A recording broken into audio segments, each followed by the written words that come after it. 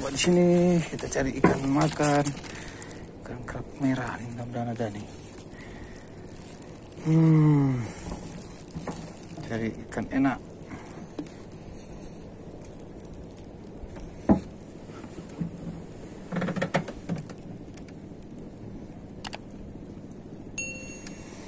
Dalam nih.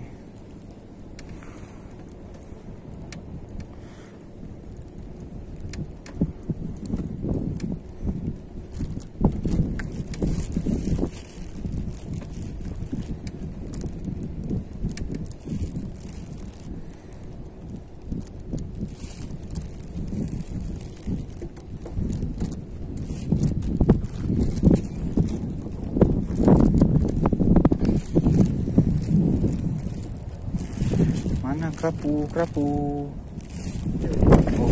Oh, strike. Strike apa ini?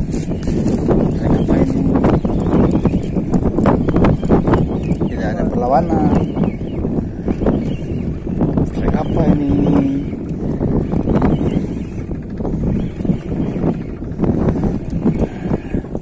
Ayo dong, merah dong. Oh, bukan.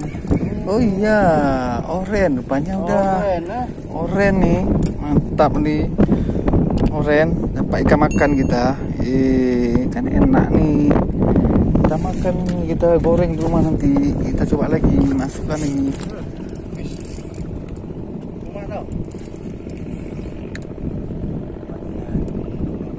Ya.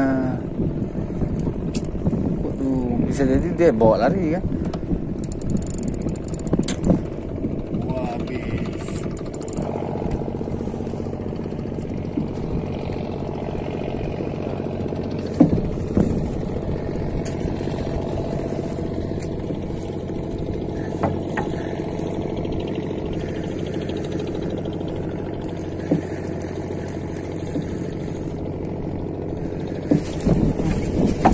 Strike lagi, apa ini?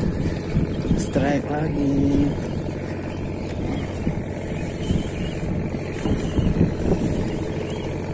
Strike apa ini?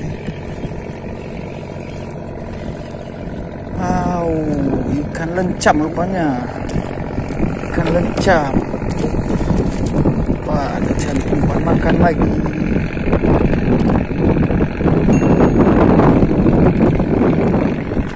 Coba lagi.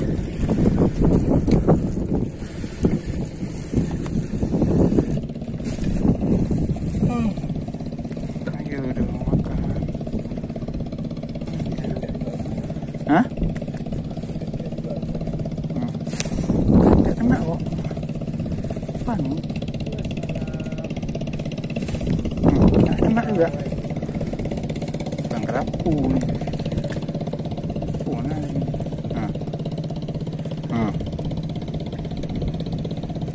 Ini umpan nih.